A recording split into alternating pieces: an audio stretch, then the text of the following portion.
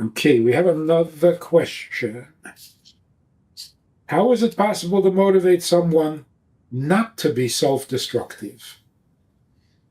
This is from Rachel. If someone is self-destructive, what are we seeing? What are we hearing? What's going on? It goes against nature, really, where nature dictates that everything desires and pursues its own existence, preservation of matter, and so on. Certainly, human beings have a survival instinct. So if a person is self-destructive, I mean, you can call it an illness, but even that seems to be so out of line with nature that it's almost hard to believe. It's almost hard to believe that the system can work against itself. I know that there are autoimmune diseases where the body destroys itself, but we need a deeper insight into that as well. How and why would that happen? Now, when something is about to hit us over the head, naturally we put our arm up to protect our head. But you know your arm is going to get hurt. So are you really protecting yourself? You're just getting hit on your arm.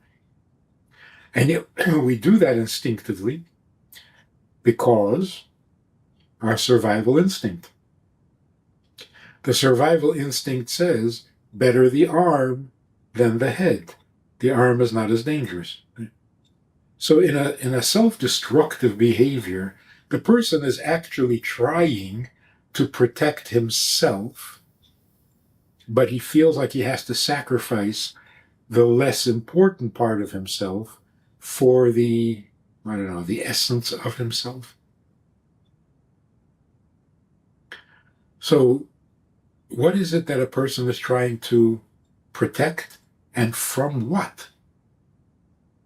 So a self-destructive behavior needs to be analyzed and understood as a self-defense mechanism. What am I defending? You know, a person who would rather die than be embarrassed. Is that self-destructive? Or is that his value system? It's more valuable to me to have a clean reputation than to survive. So I'm not self-destructive. I'm making a choice based on what is most important to me. Now, how to motivate such a person to not be self-destructive?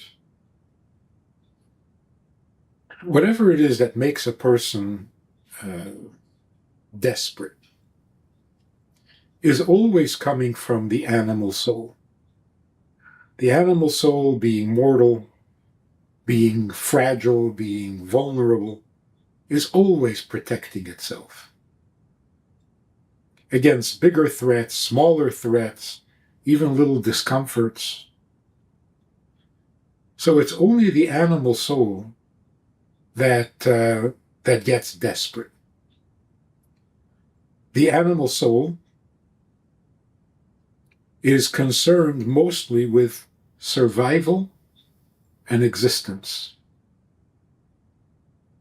It is not surprising that a person who gets focused on how to exist better is going to get depressed, and is going to get desperate, and is going to do desperate things. The first thing we need to explain to a person, even when they're not desperate, they're not self-destructive, is that there is more to you than your existence. You have a life to live, a contribution to make. You are obviously necessary in God's plan. So instead of worrying about what you're worrying about, Try worrying about what God worries about. Then you've got him on your side, you're more likely to succeed. So if we're walking on God's path, he's got a vested interest. He is going to help us. If we're just doing our own thing, trying to protect myself, for that I'm on my own, and there's no guarantee of success. So we're not telling the person that what he is desperate about is not true, not real, not important. What we're saying is there is something much more important. Like the Alter Rebbe says in Tanya, we have to serve God with joy. Well, what if I have plenty of reason to be miserable?